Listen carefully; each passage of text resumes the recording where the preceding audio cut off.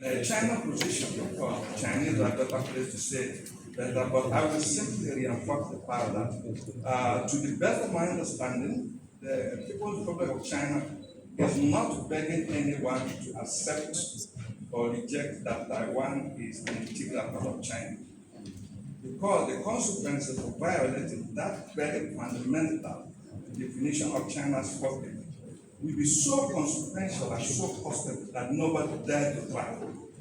Not even China's existential detractors would want to try, because actually the consequences is very forbidding. One China principle is intrinsically the expression of China's sovereignty. I would like to start with a quote from recent meeting between the two main political parties in China, two legacy parties, the Kuomintang and the Nationalist Party, and of course the Communist Party of China. These are the legacy parties. Kuomintang is now the largest party in Taiwan regional parliament.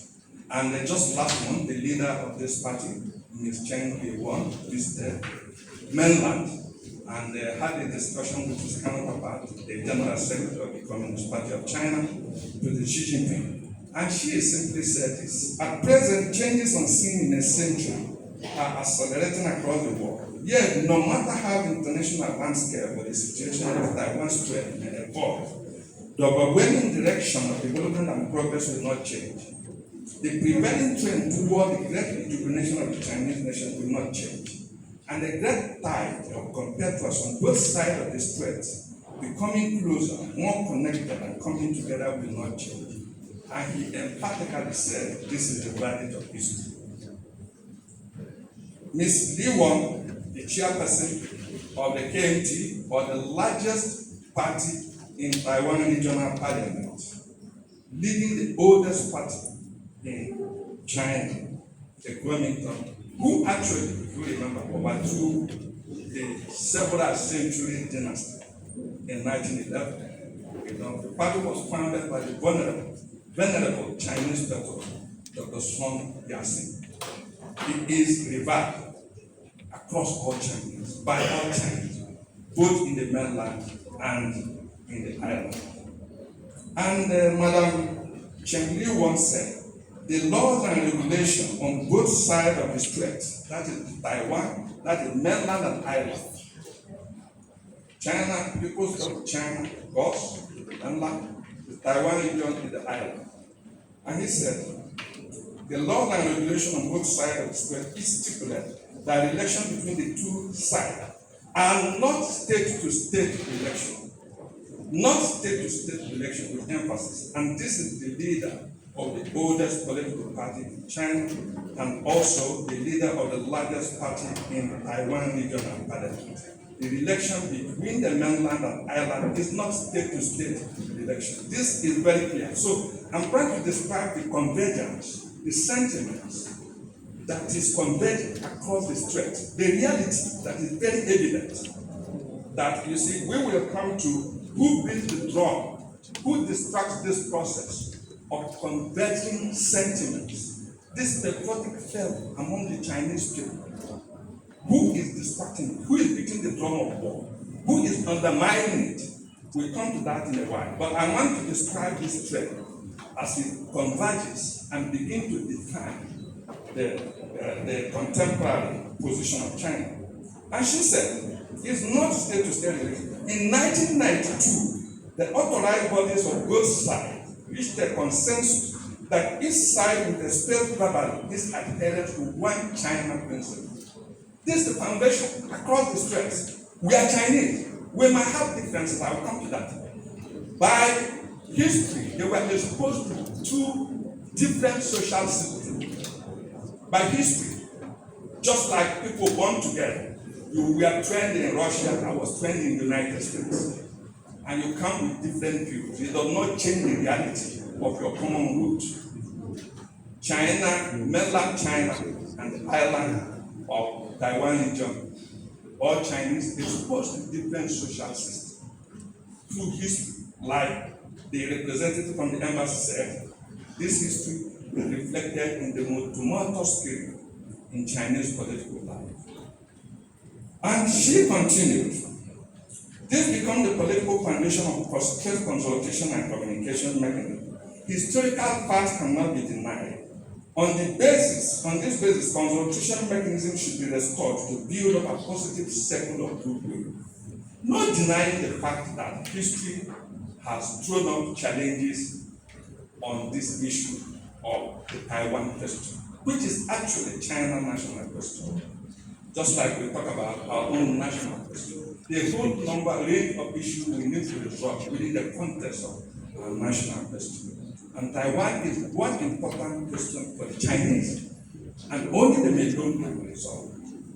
And these two quotes were taken for statements in a recent meeting between China two main legal political parties. It underscores the main trend in China's domestic political identity. And this trend featured increasing convergence of both popular sentiment and patriotic fervor across the strait. By the way, cross-strait communication, dialogue, and engagement has increased. 85% of Taiwan region businesses depend on the mainland. Businesses across youth engagement, cross-cultural engagement. In fact, when Ms. Li Won, the leader of the largest party in the Taiwan parliament, when he arrived in China, the first place he visited was Nanjing. Nanjing is historically significant both to the Communist Party and the KMT. And of course, we remember Nanjing was the scene of the greatest crime of the Japanese imperial forces, where they murdered over 1 million Chinese, including women, children in the Second World War. So I think the two people living across the mainland understood very well that they have common roots. And Beijing, in designing what has been remarkably considered the most realistic approach to uniting people who are exposed to different systems, propose what they call one country, two systems. Within the context of one country, two systems, the Taiwan patriots, the Taiwan compatriots, will continue with their system of government, their social life, everything that is unique for them. They are not being asked to dissolve themselves into the mainland. Hold on to your distinct identity, your way of life. Hold on to it. But let's acknowledge one thing: we are Chinese. This is just a simple fact. So it's not like come over and become like us, come and become communist. No! Be what you are. Wear your cap, wear your dress. But let's accept we are of common root. This formula has worked wonderfully in Hong Kong. If you remember, Hong Kong also was under British sovereignty for more than 100 years. And when Hong Kong was to return to China in 1997, Western media was lamenting what they called the death of Hong Kong. 25 years later, they said it had never been so good for Hong Kong. Hong Kong prospered under Chinese leadership. The same thing with Macau, which is another element of Chinese history, stolen by Portugal and was returned to China.